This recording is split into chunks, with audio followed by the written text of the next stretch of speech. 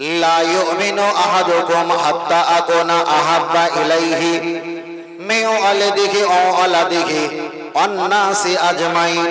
আল্লাহ নবী বলেছেন, লা ইউমিনু, হারগিজ ঈমানদার नहीं हो सकता, কখনো ওই ব্যক্তি ঈমানদার হতে পারে না যতদিন না পর্যন্ত সর্বাপেক্ষা আমাকে বেশি না ভালোবাসতে পারবে। আল্লাহ নবী কটা নাম উল্লেখ করেছেন। নবী বললেন, মিউ ওয়ালিদিহি ও ওয়ালাদিহি, তোমার বিরিদ্ধা বাপ মা, তোমার ছেলে মেয়ে, আমওয়ালাহুম টাকা পয়সা, আনফুসাহুম জীবন যৌবনের অপেক্ষায় আমি নবী আমাকে যতদিন না বেশি ভালোবাসা দিতে না পারবে ওই ব্যক্তি কখনো ঈমানদার হতে পারবে না। রাসূল তো এখানে বলতে পারতেন প্রতি রাতে 50 রাকাত করে নামাজ না পড়লে ঈমানদার হবে না, প্রতিদিন 5 পারা কোরআন না পড়লে ঈমানদার হতে পারবে না। নবী কোনো ইবাদতের সংখ্যা এখানে বলিনি, শুধু সংখ্যা বলে দিয়েছে, মিউ ওয়ালিদিহি ও ওয়ালাদিহি, তোমার ছেলে মেয়ে, তোমার বাপ মা, আমওয়ালাহুম তোমার অর্থ টাকা পয়সা, আনফুসাহুম তোমার জীবন যৌবনের অপেক্ষায় আমাকে বেশি না ভালোবাসতে পারলে কখনো তুমি ঈমানদার হতে পারবে না। এবার আমি আপনাকে বলছি, এবার আপনারা বলবেন, হুজুর আমি কি কোরআনকে ভালোবাসবো না? অবশ্যই কোরআনকে ভালোবাসো, তবে দুনিয়াতে কোরআন আসার আগে নবী এসেছে, কোরআন চিনিয়েছে আমার নবী, কোরআনের অপেক্ষায় নবীকে ভালোবাসতে হবে। হুজুর আমি নামাজকে ভালোবাসবো, অবশ্যই নামাজকে ভালোবাসো। নামাজ দুনিয়াতে নাজিল হওয়ার আগে আল্লাহ নবী দুনিয়াতে এসেছে, কেমন করে নামাজ পড়তে হয় তিনি আমাদের শিক্ষা দিয়েছে। আপনি যদি বলেন হুজুর আমি হজ করব না, অবশ্যই হজ করো। নবী হজ করেছেন, হজ করার জন্য ওয়েলকাম জানিয়েছে। নবীর কারণে হজের বিষয়টা আমরা জানতে পেরেছি। হুজুর জান্নাতের আশা কি করব না? অবশ্যই জান্নাতের আশা করো, কেন নবী তোমাদেরকে জান্নাত চিনিয়েছে। আল্লাহ, ও হুজুর আপনি বলবেন আল্লাহকে কি ভালোবাসবো না? আল্লাহকে ভালোবাসা তো দূরের কথা, শুধু আল্লাহকে ভয় করবে, অত্তাকুল্লাহ, আল্লাহকে ভয় করবে, আল্লাহর গজবকে ভয় করবে, ফাত্তাবিউনি, আর মোহাব্বত করবে মুহাম্মদ সাল্লাল্লাহু আলাইহি ওয়াসাল্লামকে। পরিষ্কার। তাহলে ভয় করব কাকে? আল্লাহকে। আর আল্লাহর গজবকে। আর মোহাব্বত করব কাকে? নবীকে। একদম স্পষ্ট। চলে ডাকি যাই,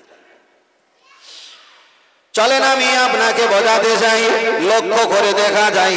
তাহলে আপনার কাছে আমি একটাই কথা বলছি, আল্লাহ নবী সাহাবা হযরতে আবু বকর দয়ার নবীর কাছে এসে বললেন, ফাজা আনাল্লাহু বিহাযাল খায়র, ইয়া রাসূলুল্লাহ, আপনার কারণে আল্লাহ চিনেছি, আপনার কারণে জাহান্নামের ভয় জেনেছি, আপনার কারণে জান্নাতের আশা পেয়েছি, আপনার কারণে ঈমানদার হয়েছি। আল্লাহ নবী সাহাবা হযরত ওমর আবার বলেছিলেন, ফাজা আনাল্লাহু বিহাযাল খায়র, ইয়া রাসূলুল্লাহ, আপনার কারণে আমরা জাহান্নামের দরজার কাছে দাঁড়িয়েছিলাম, আর আপনি নাজিল হওয়ার বরকতে জাহান্নাম থেকে আমাদেরকে ফিরিয়েছেন। তবে পৃথিবীর জমিনে আল্লাহর পরে কাউকে যদি সম্মান আর মর্যাদা যদি দিতে হয়, আপনাকে ছাড়া আর আমি পৃথিবীতে কাউকে খুঁজে পাই না।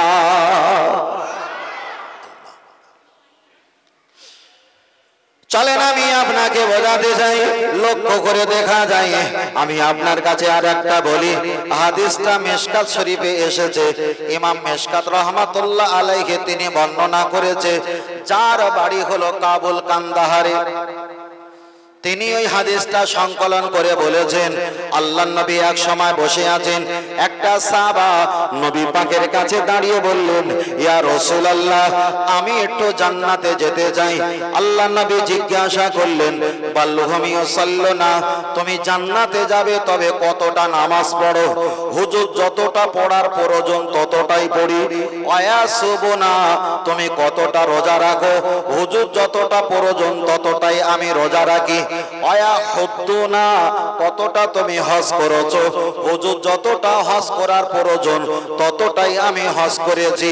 আল্লাহর নবী একটু মুস্কি হেসে বললেন, এতটা নামাজ, এতটা রোজা, এতটা হজ দিয়ে কি জান্নাত পাওয়া সম্ভব? দয়ার নবী সাহাবা কণ্ঠ মাখা কান্না মাখা মুখ নিয়ে বলেছিলেন, হুজুর সব চাইতে আপনাকে এত ভালোবেসে ফেলেছি, আমার হৃদয়ে, আমার কলবে, আমার জীবন জৈবনে আপনার ভালোবাসা আর আপনার স্মরণ ছাড়া আমি আর কিছুই বুঝি না। দয়ার নবী চিল্লিয়ে বলেছিলেন, ও আমার সাহাবীরা, যারা বাইতুন ঘরের ভিতরে যারা আছো, বার হও, বার হও। পৃথিবীতে যদি কোনো জীবিত জান্নাতি দেখতে চাও, সর্বাপেক্ষা আমাকে ভালোবাসা প্রমাণ করেছে দুনিয়ার জমিনে জীবিত টাটকা জান্নাতি। বলুন সুবহানাল্লাহ।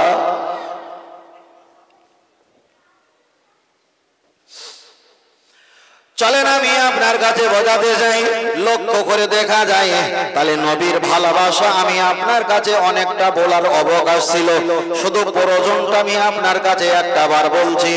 আমরা তো মোহাম্মদ নাম শুনলে সাল্লাল্লাহু আলাইহি ওয়াসাল্লাম বলে একটু আঙুল একটু ফুঁক দিয়ে একটু মুখটা নিয়ে চোখে বুলাই, মুখে ঠোঁট দিয়ে চুম্বন খাই।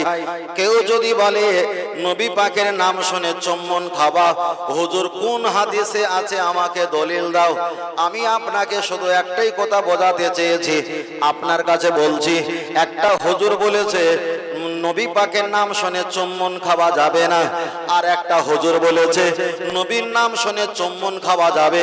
এখন যদি বলে আগামী কালকের দুপুরবেলা বাহাস হবে, কে প্রমাণ দেবে সে জিতে যাবে? দুটো হুজুর কি সারা রাত ঘুমাবে?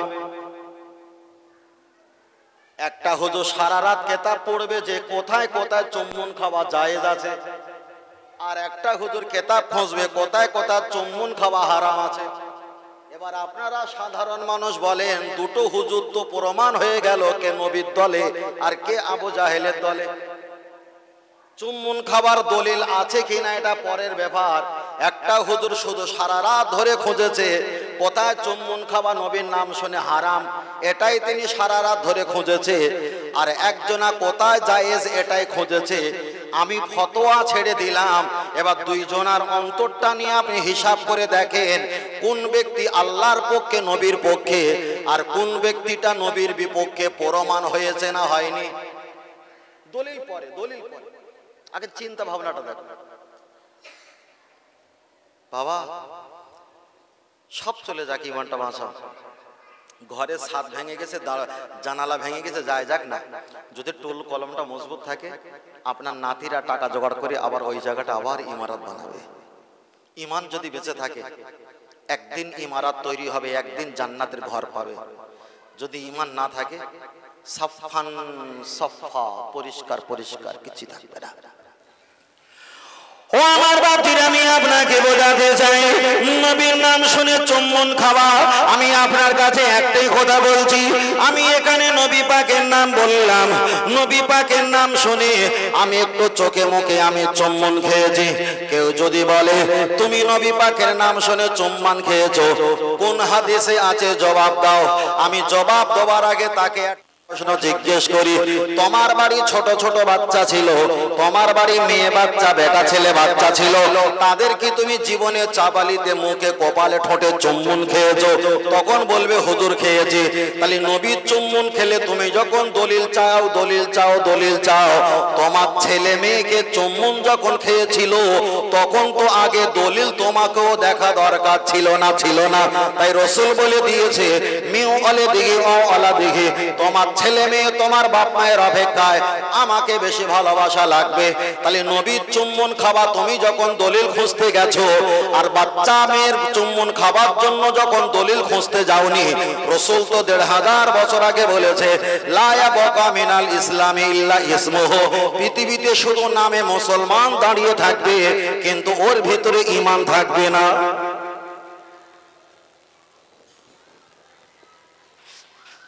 চলে এগিয়ে যাই। আল্লাহ চলেন আমি আপনাকে বোঝাতে চেয়েছি, লক্ষ্য করে দেখা যায় তাহলে নবী পাকের নামে আমরা চুম্বন খাই। এবার আপনার কাছে একটাই কথা বলেছি, ও বাবাজিরা লক্ষ্য করে দেখা যায় আল্লাহ নবী সাহাবারা নবীকে যখন দেখতেন, আল্লাহ নবীকে যখন দেখতেন, নবী পাকের হাতে চুম্বন খেতেন। শুধু নবী সাহাবারা নবীর হাতে চুম্বন খেতেন এটাই নয়, হাদিস শরীফে এসেছে দয়ান নবী যখন সিদরাতুল মুনতাহা আরশে আজিমে যখন চলে যাবে, খোদ জিবরাইল আলাইহিস সালাম তিনিও ফেরেশতাদের ভিতরে একজন লিডার, আর ওই ফেরেশতা জিবরিল আমিন আলাইহিস সালাম নিজের জিহ্বাটা দিয়ে দয়ার নবীর কদম মোবারকটা চেটে চেটে ডেকেছিল। আল্লাহ নবী যদি পায়ের তলা জিভ দিয়ে যদি চাটাচাটি করে দয়ার নবীকে যদি জাগ্রত করে, আল্লাহ তো জিবরাইলকে বলেছিল, জিবরাইল তুমি এমন ভাবে ডাকবে আমার নবী যাতে বেজার না হয়ে যায়।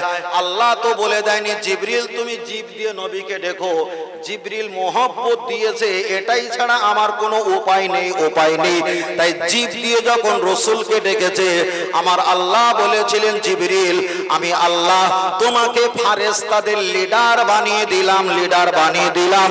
আর একটু জোরে বলেন সুবহানাল্লাহ। তাহলে নবীর নবী দেখা যায় নবীর নামে চুম্বন খাওয়া যদি এটা বেদাতি আর হারাম হয়ে যায়, তাহলে জিবরিল আমিন আলাইহিস সালাম যিনি কুছ কাম কমতি नहीं জিয়াদা করতে नहीं, আল্লাহর হুকুমে বেশি করে না, আল্লাহর হুকুমে কম করে না, যেটাই বলেন সেটাই করেন, কমও নয় বেশি নয়।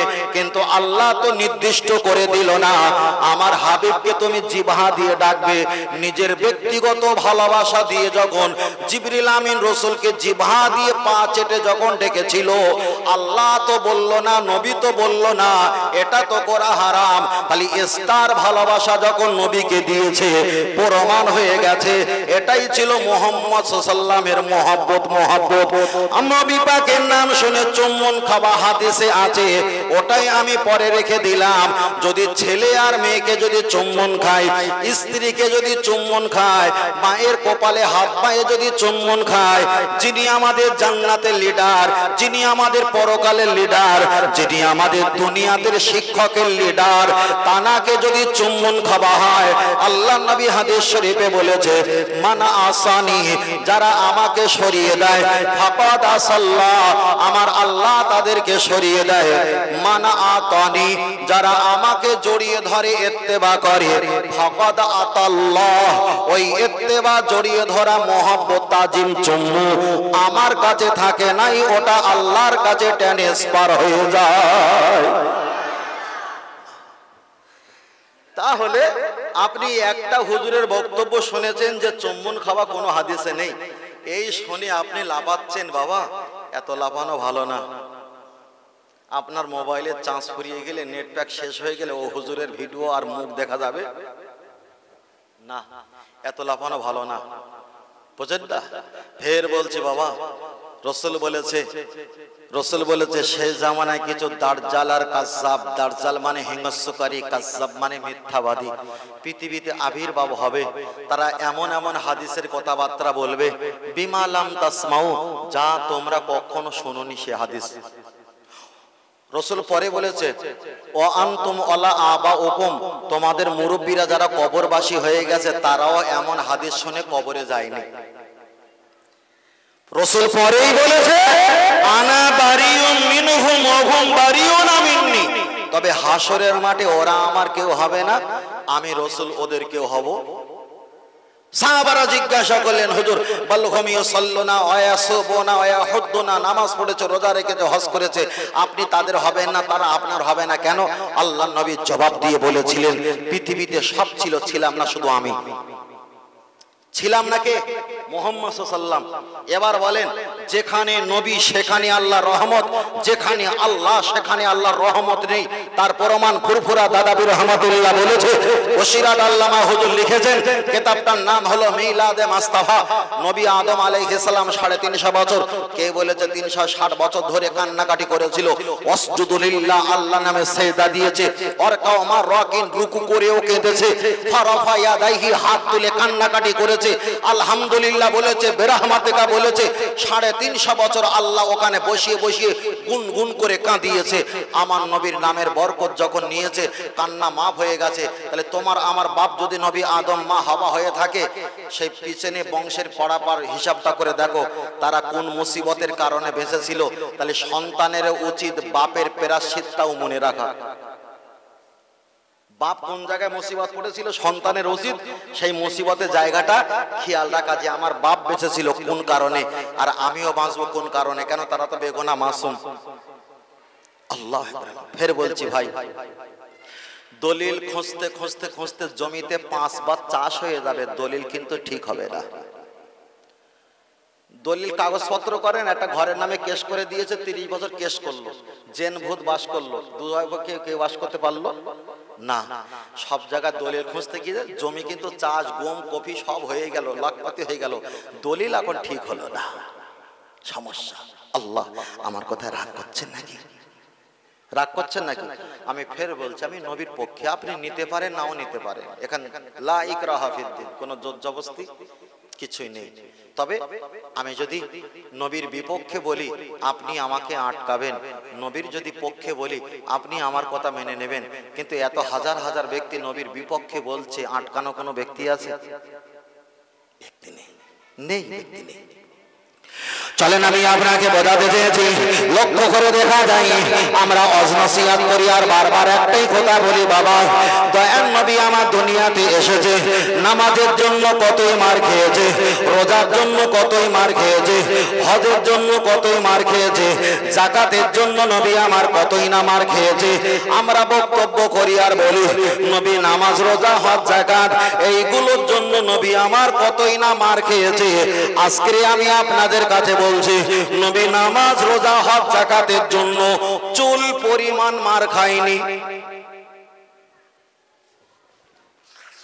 ফের আমি জোর গলায় বলছি, নবী নামাজ, রোজা, হজ, যাকাতের জন্য চুল পরিমাণ মার খায়নি।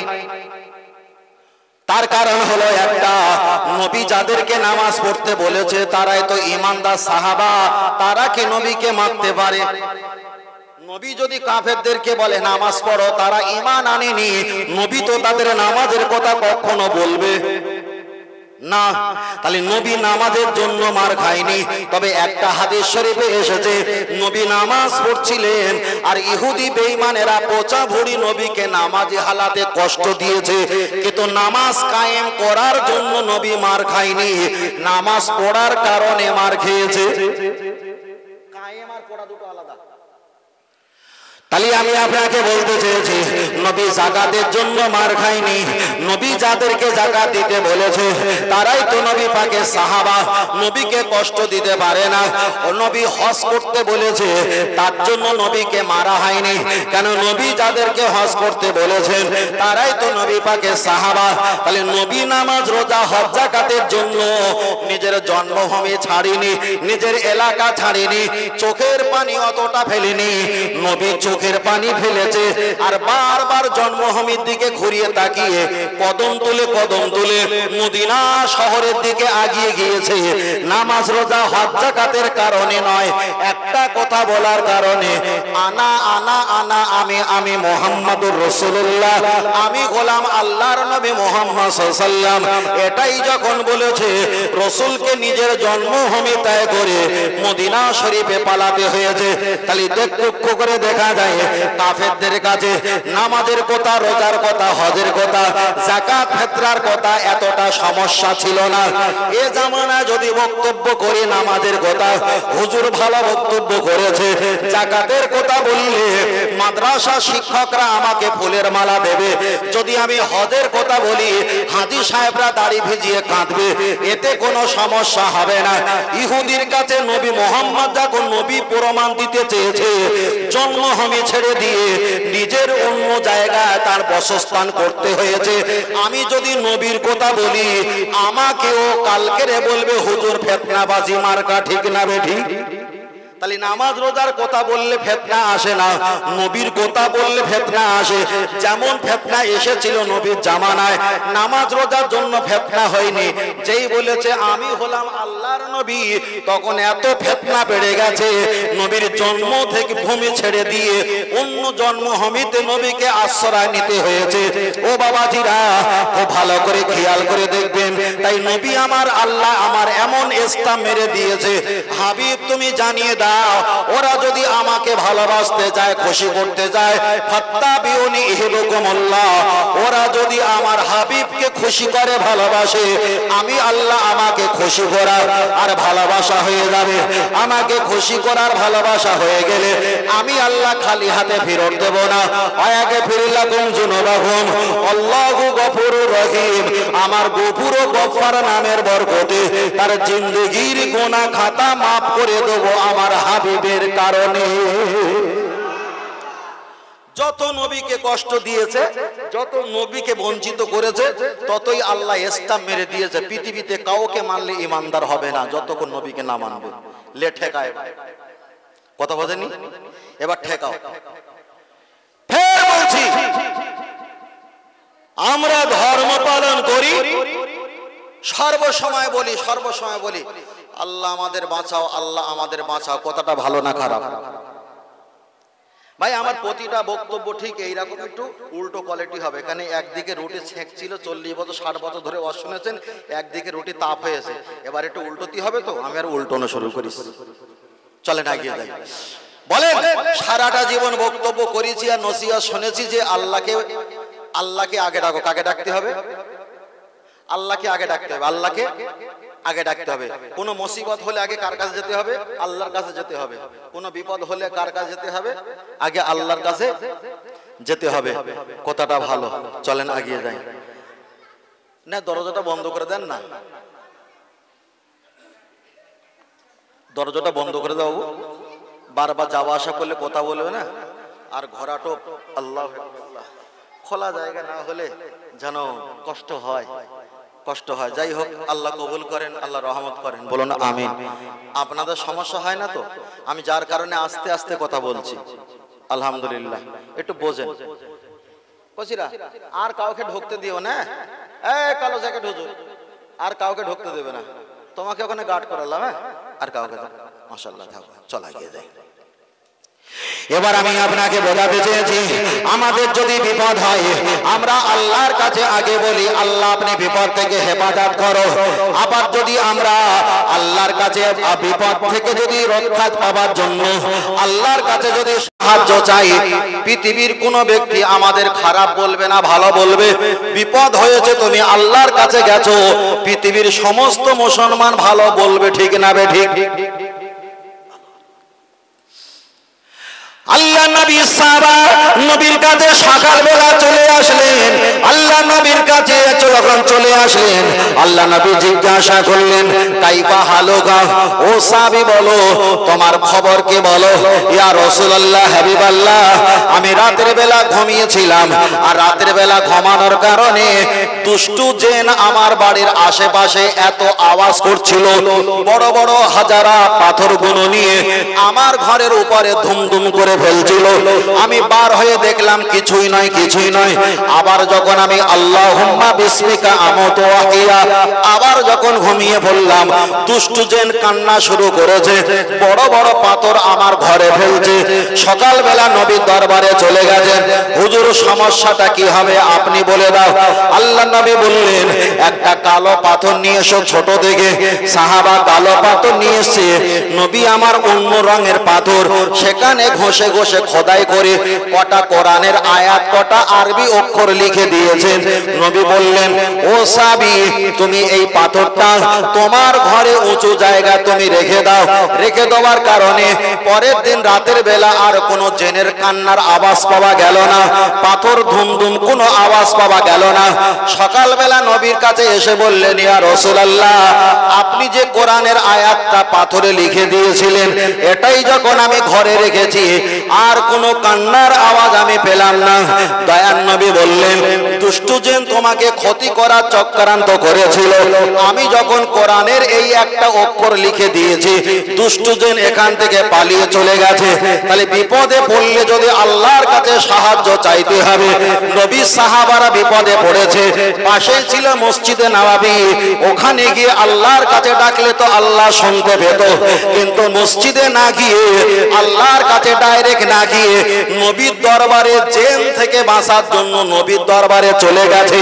আমরা যদি সমস্যা হয়, ফুরফুরা দরবার শরীফে কোন পীর সাহেব হুজুরের কাছে যদি ছেলে মেয়ে বিয়ে বাচ্চা ঘরের জন্য তদবির নিতে গেলে, তাবিজ নিতে গেলে কেউ যদি বলে পীরের দরবারে যাওয়া নিষেধ, আল্লাহর কাছে চাইবে, তাহলে নবীর সাহাবারা বিপদে পড়ে আল্লাহর কাছে না গিয়ে নবীর দরবারে গেছে।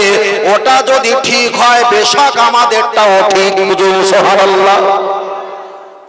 ওটা যদি ঠিক হয়, এটাও ঠিক। যদি বলেন হুজুর প্রমাণ দেন, চলেন বলি। নবী আমার একটা হাদিস শরীফে বললেন, আশ-শাইখু ফি কওমিহি কান-নবী ও ফি উম্মতিহি আও কামা ক্বালা আলাইহিস সালাম। আল্লাহ নবী আমার একটা হাদিস শরীফে বললেন, ও আমার সাহাবীরা জেনে রেখে দাও, কান-নবী ও ফি উম্মতিহি, আমি নবী দুনিয়ার জমিনে হায়াতে বেঁচে আছি, তোমাদের বিপদ হলে আমার কাছে আসবে, আমি বিচারটা করে দিয়ে বিপদ থেকে তোমাদের মুক্তি বানিয়ে দেব। আশ-শাইখু ফি কওমিহি, আমার অবর্তমানে বড় বড় শায়েখ ওলি আউলিয়া দুনিয়াতে নাজিল হবে, আমার অবর্তমানে আমার উম্মতেরা ওই শায়েখ ওলি আউলিয়ার কাছে যখন বিপদ নিয়ে যাবে, ওরা কোরআন হাদিসের অনুকূলে রাস্তা দেখিয়ে দেবে, আর ওই রাস্তাটা গ্রহণ করলে তারাও বিপদ থেকে মুক্তি পেয়ে যাবে।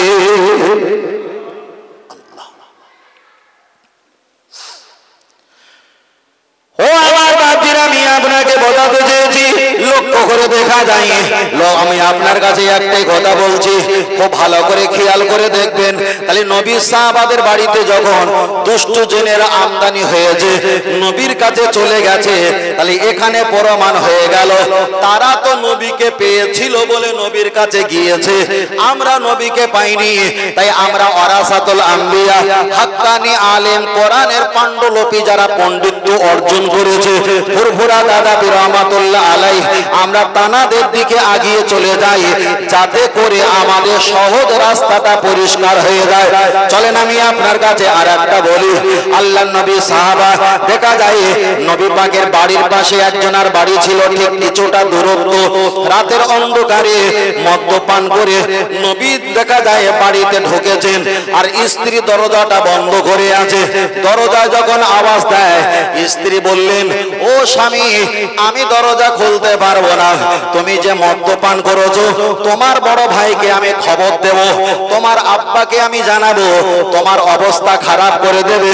কোরআনের ব্যাখ্যা এসেছে, দেখা যায় ওই মদখোর ব্যক্তিটা নিজের স্ত্রীকে বলেছিল, তুমি আমার মা, খবরদার তুমি আমার আব্বাকে ভাইকে জানিও না। সকাল যখন হয়ে গেছে, ওই স্ত্রী আর স্বামী দুইজনা নবীর দরবারে এসে হাজির। ইয়া রাসূলুল্লাহ, আমার স্বামী আমাকে মদের ঘরে, নেশার ঘরে মা বলে ফেলেছে, এখন আমি তালাক হয়ে গেছি না ভালো আছি, সমাধান দাও। আল্লাহ নবী কোনো সমাধান দিলেন না। আবার দ্বিতীয় দিন আসলেন, নবী সমাধান দিলেন না। তৃতীয় দিন যখন চলে আসলেন, 28 পারা সূরা মুজদালিফা প্রথম নাম্বার হাফা পৃষ্ঠায় এসেছে, কদ সামি আল্লাহু কাওলাল্লাতী তুজাদিলুকা ফি যাওজিহা ওয়া তাসতাকি ইলাল্লাহ। এই তাফসীরের ব্যাখ্যা এসেছে, আমার আল্লাহ নবী বলেছিলেন, যারা মদ খাওয়া অবস্থায় নেশার ঘরে স্ত্রীকে মা বলে ফেলেছে, আদৌ তো তারা সত্যকারে মা নয়, সত্যকারে মা নয়, ওটা বিবেক দিয়ে বলিনি, ওটা আবেগ দিয়ে বলে ফেলেছে। তবে আল্লাহ আমাকে জানিয়েছে, এর কাফারা, এর পাপের প্রায়শ্চিত্ত মোচন করতে গেলে তোমাদের বাড়িতে দাসী থাকলে আজাদ করে দাও, যদি দাসী না থাকে, ওটা যদি আজাদ করতে না পারো, তোমরা 60টা রোজা রাখো, রোজা রাখতে যদি না পারো, তোমরা 60টা মিসকিনকে 2 দুবেলা পেট ভরে খাওয়াও, তাও যদি না পারো 60টা বস্ত্রহীনকে তোমরা কাপড় দিয়ে বস্ত্র দিয়ে তাকে আনন্দ দাও। আল্লাহর নবী পরে বলেছে এটাও যদি তোমাদের সম্ভব না হয়, তুবু ইলাল্লাহি তাওবাতান নাসুহা, আল্লাহর কাছে খালে দিলে তওবা পাঠ করো, এমন কাজ আর কখনো করব না। তাহলে নবীর সাহাবারা দেখা যায় নবীর পাশে কোনো ব্যক্তিরা যখন ভুল করেছে, নবীর বাড়ির এলাকার আশেপাশে কোনো ব্যক্তিরা মদ খাওয়া অবস্থায় স্ত্রীকে যখন মা বলে ফেলেছে, তখন তো ডাইরেক্ট আল্লাহর কাছে আগে সাহায্য না চেয়ে নবীর দরবারে 3 দিন ধরে ধন্যবাদ হয়েছে, হুজুর আপনি বলেন এটা কি হবে। তাহলে এখানে প্রমাণ হয়ে গেল বিপদে পড়েছে নবীর দরবারে আগে গিয়েছে, তার কারণ নবীকে চিনলে তো আল্লাহ চেনা হয়। নবী তো বানিয়ে বানিয়ে কিছু বলে না, নবী যা বলে আল্লাহর প্রদত্ত দোয়া কথাটাই নবী বলে।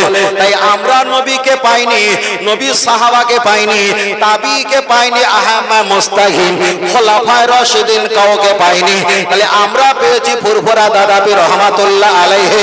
আমাদের মসলা মাসাইল ফতোয়া ফারায়েদ জানার জন্য নবীর কাছে আর যেতে পারবো না, তাই আল্লাহর ওলিদের কাছে যাই। ওটা যদি নবীর কাছে এসে সংশোধন করা যদি জায়েজ হয়, আমাদের বিপদ আপদ হলে মসলা মাসাইলে জানার প্রয়োজন হলে আমরা আল্লাহর ওলিদের কাছে যাব, এটাও বারহাক জায়েজ হবেই হবে। আবার কথা বুঝতে পারছেন ভাই? আপনি যদি বলেন যে না হুজুর কাটবো, ও কাটতে গেলে আপনাকে এখন 9 মাস ধরে ভাবতে হবে।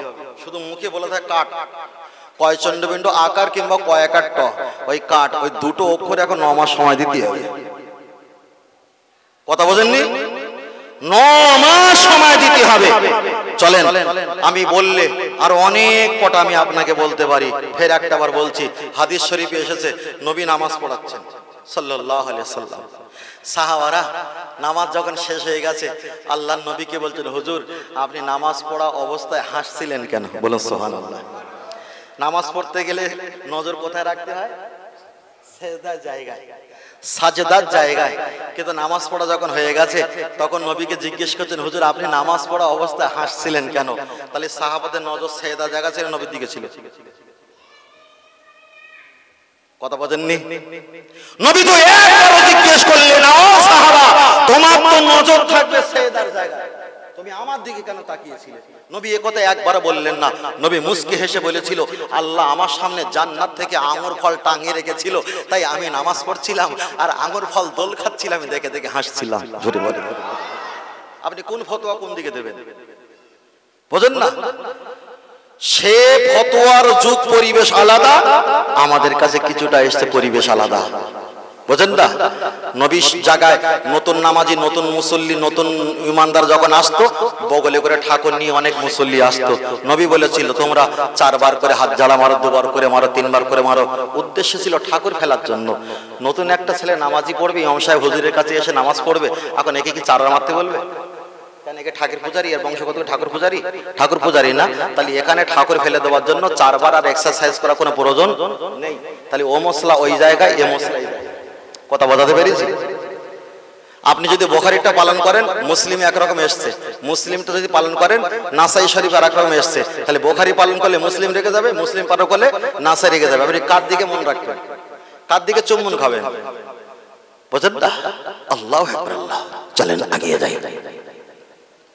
চলেন আমি আপনাকে বোঝাতে চেয়েছি, নবী সম্পর্কে বলতে বলতে বিষয়টা আমি অনেকটা লম্বা করে ফেলেছিলাম। এবার আমি আপনার কাছে বলছি, তাহলে বিপদে আপদ বলা মুসিবতে বললে আল্লাহর নবীর কাছে সাহাবারা চলে গিয়েছিলেন। চলেন আর একটা বলা যায়, হাদিসটা বুখারী শরীফে এসেছে। আল্লাহর নবী এক সময় তিনি রোজার হালাতে, আল্লাহর নবী তিনি বসে আছেন, সাহাবীরা নবীর কাছে কিছু ইফতার খাজুর নিয়ে, শশা নিয়ে, কিছু ফলমূল নিয়ে নবীর সামনে পেশ করলেন। ফের বলছি হাদিসটা বুখারী শরীফে এসেছে। আল্লাহর নবী ইফতারটা খেলেন না, আইডিয়া কম হাত দিয়ে একটু সরিয়ে দিলেন। সাহাবীরা মনে করলেন নবী যখন রোজায় আছে, ইফতার যখন খেলেন না, জোর করলে নবী হয়তো রাগান্বিত হয়ে যাবে। জোর করব না, নবীর ইচ্ছায় নবী খাবে। একদিন চলে গেল, নবী খেলেন না।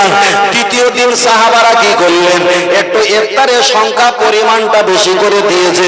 যেহেতু নবী আমার দুদিন না খেয়ে আছে, আল্লাহ নবী আইদিয়াকুম হাত দিয়ে, হাত বললে ভুল হবে, হাত মোবারক বললে ভালো হয়, হাত মোবারকটা দিয়ে নবী সরিয়ে দিলেন। হাদিসটা বুখারীতে এসেছে, আইয়ামু খামসা, 5টা দিন নবী শুধু সরাতে সরাতে আছে। 5টা দিন যখন হয়ে গেছে, তখন একটা সাহাবা আর থাকতে পারলেন না, দয়ার নবীকে কমেন্ট করা শুরু করলেন, ইয়া রাসূলুল্লাহ, কোরআন নাজিল হয়েছে আপনার প্রতি না আমাদের প্রতি? দয়ার নবী বললেন, কোরআন নাজিল হয়েছে আমার প্রতি। ও আল্লাহর নবী, ওই কোরআনে তো আমার আল্লাহ জানিয়েছে, সুন্নাতি মুসিয়ামা ইলাল লাইল, সন্ধ্যা যখন হয়ে যাবে অবশ্যই তোমরা রোজা ভঙ্গ করে দিয়ে ইফতার খাওয়া তোমরা শুরু করে দাও। তাহলে যে কোরআন আল্লাহ আপনার প্রতি নাজিল হয়েছে, আপনি তো এই মশলা ফতোয়াটা জানেন, আপনি কেন 5 দিন রোজা ভঙ্গ না করে ইফতার খেলেন না? জবাব দাও। তখন আমার নবী বলেছিলেন, আমি মুহাম্মাদের মতো থাকতে দাও। তাহলে আপনি যদি বলেন নবী যা করেছে আমি তাই করব, তাহলে এক হাত সেলাই করতে গিয়ে 5 হাত ছিঁড়ে যাবে। নবী যেটা করতে বলেছেন সেটা আমরা করব। এখন সেটা নবী করেছেন কি না করেছেন ছেড়ে দাও। নবী যেটা করতে বলেছেন সেটা আমরা করব। সেটা নবী করতেও পারে নাও করতে পারে, কিন্তু যেটা করতে বলেছে সেটাই আমরা করব। অনেকে বলে না আল্লাহ নবী যা করেছেন আমরা তো করব, ইনশাআল্লাহ ইনশাআল্লাহ ইনশাআল্লাহ। মূর্খ। নবী যেটা করতে বলেছেন, আদেশ করেছেন, সেটা আমরা করব। নবী যেটা আমাদের নিষেধ করেছেন সেটা আমরা ছাড়ব। কথা ক্লিয়ার? কথা ক্লিয়ার? আল্লাহু আকবার। ও আমার বাপজিরা, চলেন আমি আপনাকে বোঝাতে চেয়েছি, লক্ষ্য করে দেখা যায় আমি আপনার কাছে শুধু নবীকে চেনাচ্ছিলাম, নবীকে চেনাচ্ছিলাম।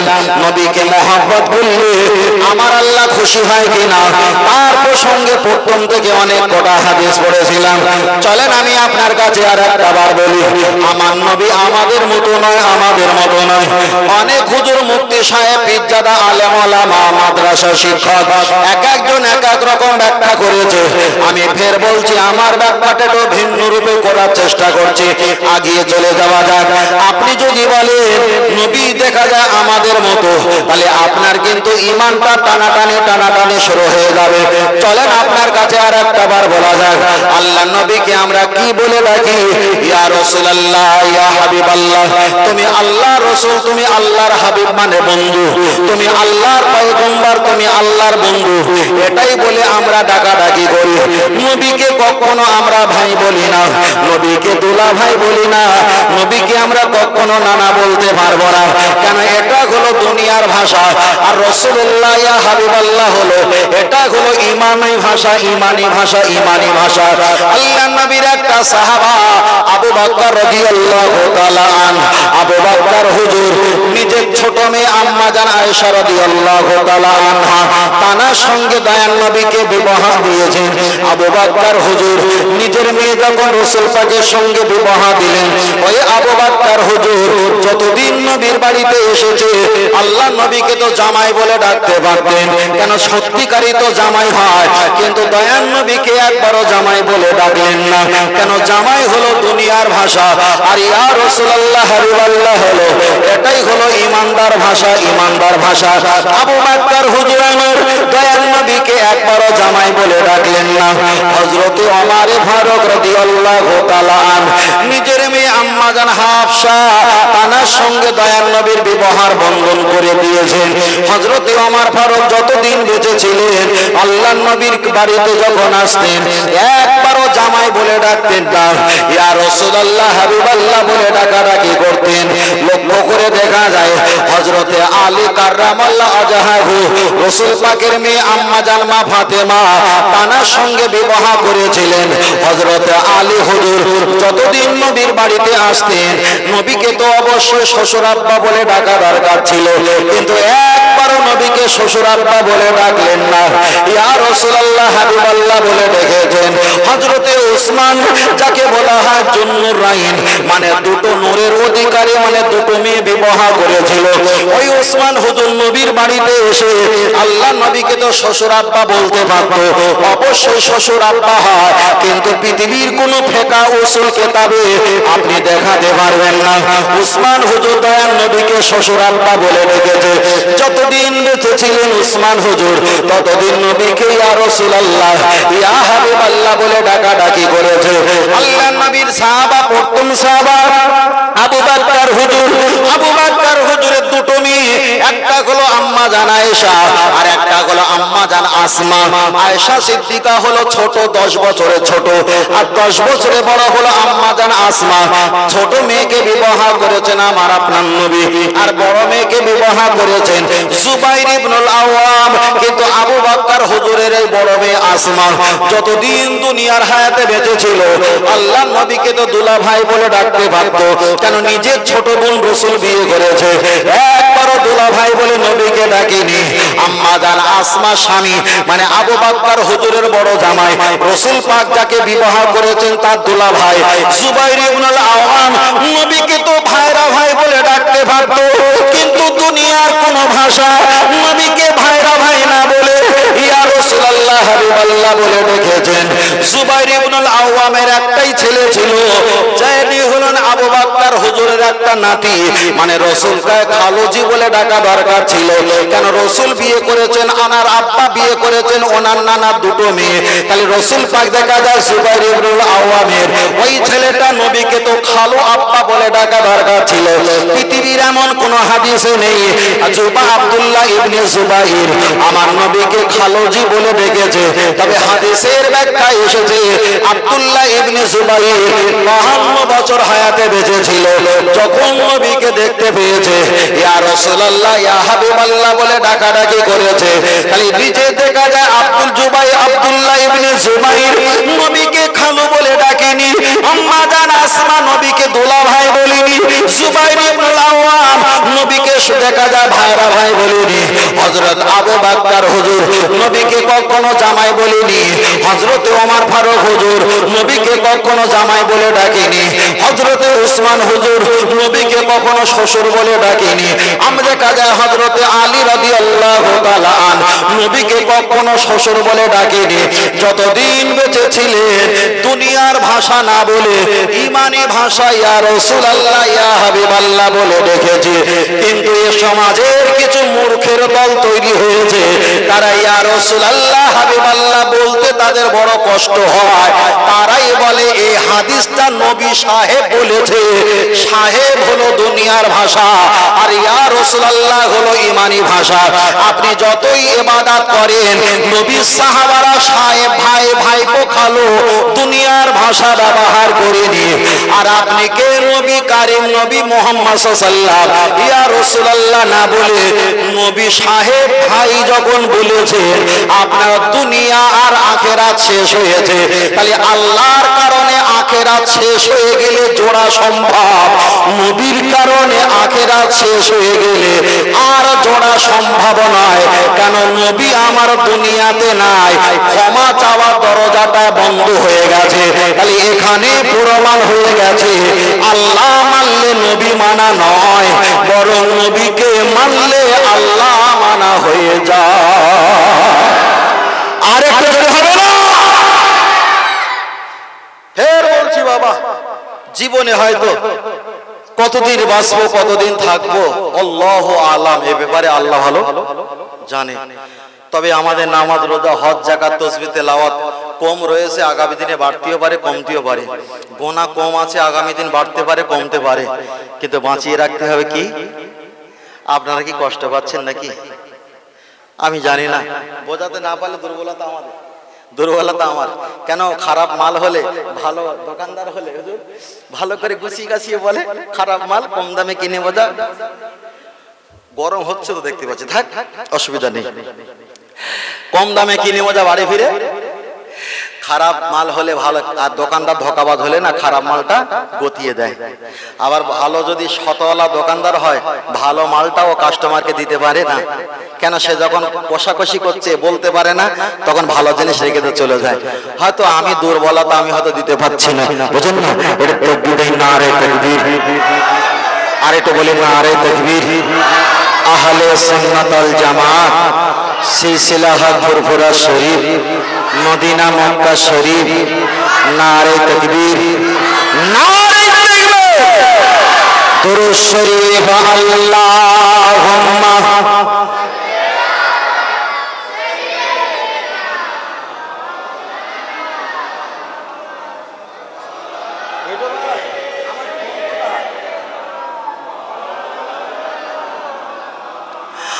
আর একটু জোরে আল্লাহুম্মা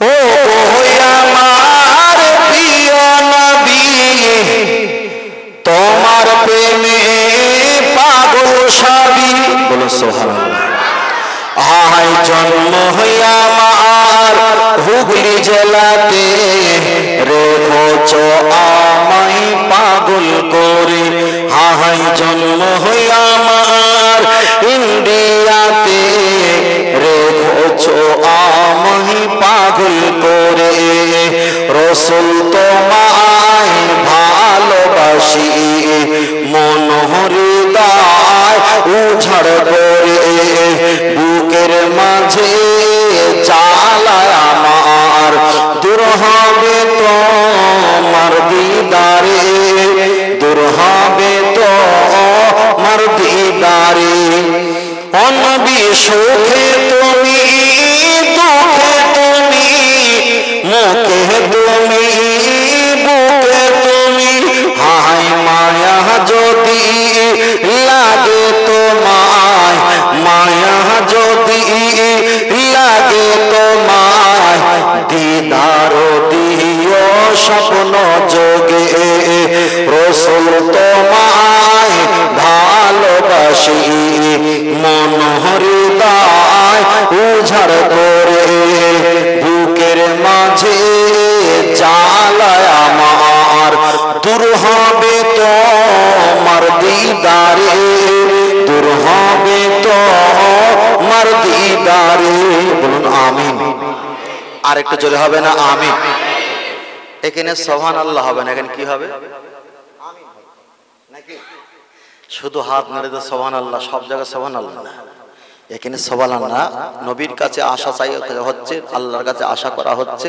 এখানে বলা হবে আমিন আল্লাহ কবুল করো তাই না কবুল করো চলেন গজল বলেছি কিতাবটার নাম হলো মিশকাত শরীফ ক্লাসের নাম হলো কামেল ক্লাস ইয়া করলি হাসানি নাজিবান্নি আল্লাহুম্মা আইয়ুদহু বিরুহিল কুদুস রাসূল বলেছে যারা আমার নামে শান আবৃত্তি নজম পাঠ করে আল্লাহ ফেরেশতা জিবরাইলের হাতে রহমত দাও ওদের মাঝে যেন ছিটিয়ে দেয় বলেন সুবহানাল্লাহ তাহলে আমরা পড়েছি সময় দিয়েছি এটাও জায়েজ আছে এটাও জায়েজ আছে আবার কোনটা না জায়েজ ওগুলো বলে তালি মারলে আমাদের এদিকে আবার উকুন তোলা হবে না কম্বল ছেড়ে সাদা হয়ে যাবে কিন্তু উকুন তোলা শেষ হবে না এখন উকুন তুলতে বসেছি আপনারা এখন উকুন থাকুক না থাকুক আমি কিন্তু উকুন তুলবো কি বড় ভাই এখন মাথায় উকুন থাকুক আর না থাকুক উকুন তুলবো তার কারণ পৃথিবীতে যত রকমের প্রাণী আছে যত প্রাণী আছে জানা নকল করে বাঁদরের বাচ্চা কিন্তু সব নকল করতে পারে যদি বলা হয় নতুন বৌমা যখন বিয়ে করে নতুন বউ কিভাবে ঘরে যায়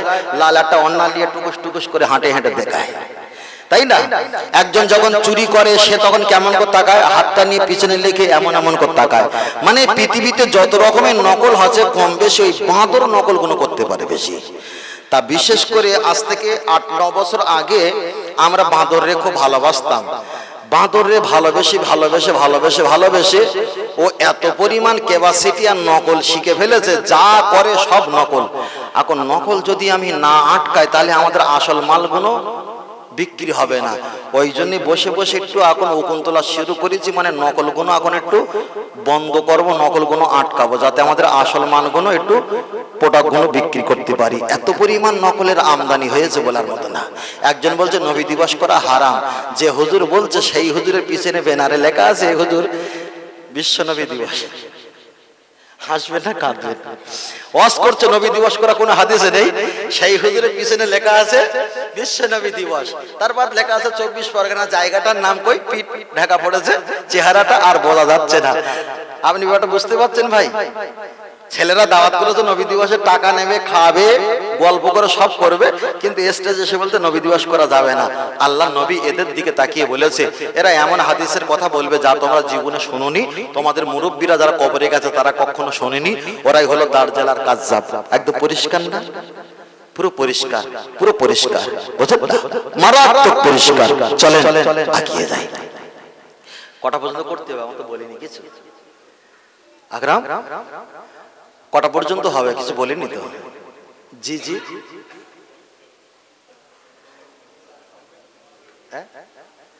আচ্ছা ভাই কটা পর্যন্ত হবে একটু?